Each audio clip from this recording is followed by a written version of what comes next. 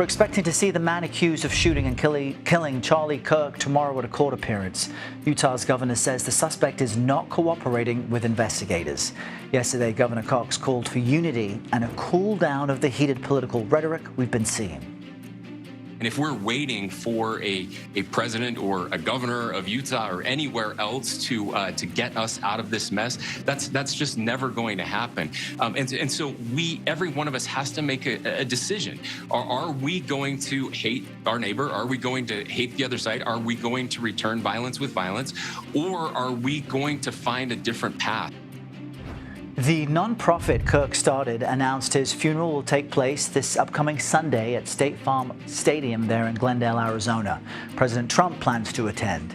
Last night, there was a vigil at the Kennedy Center where many high-profile political figures spoke about Kirk's impact on the Republican Party and the MAGA movement. It's happening in large part due to the blood, the sweat, and the tears that Charlie poured into this movement, not just during the 2024 cycle, but all the way back to the founding of Turning Point 13 years ago.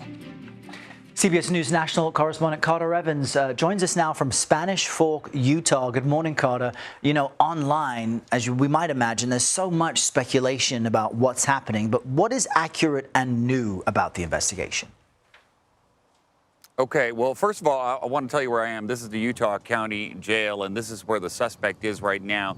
And he is in a special housing unit where he's under close supervision. They're trying to determine if he could be a harm to himself or others. Now, as for the investigation, over the weekend, we learned from Utah's governor a little bit more about the suspect's personal life, specifically that he was in a romantic relationship with his roommate, and that his roommate is in the process of transitioning genders. But the governor did point out that it's not clear if that's relevant to this case. He did say that that is something that they are looking into. All right, Carter Evans, thank you. CBS News senior White House correspondent Weijia Jiang has more on this. Good morning, Weijia. President Trump continues to go after the political left following Charlie Kirk's assassination. What are you hearing?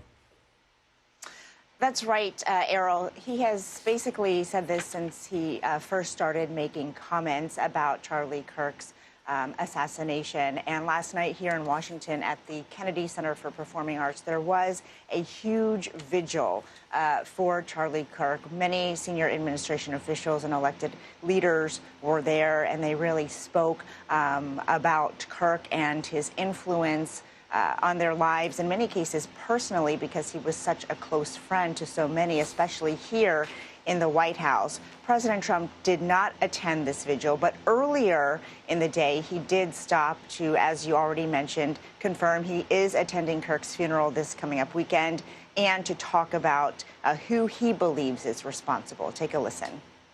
The problem is on the left. If you look at the problem is on the left. It's not on the right, like some people like to say on the right. The problem we have is on the left. And when you look at the agitators, you look at the scum that speaks so badly of our country, the American flag burnings all over the place, that's the left, that's not the right. There has been a surge in political violence, Errol, in the past 15 months or so, with lawmakers in both parties, with political leaders in both parties targeted as victims. And the president has not yet been directly asked about the fact that, you know, that is true. And we are hearing from other elected officials who are urging anyone who has a platform to tone down the rhetoric, to turn down the temperature, because this is such a vulnerable time for the country. Yeah, and that's one point that seems to be bipartisan, to tone down the rhetoric. Weijia, thank you very much.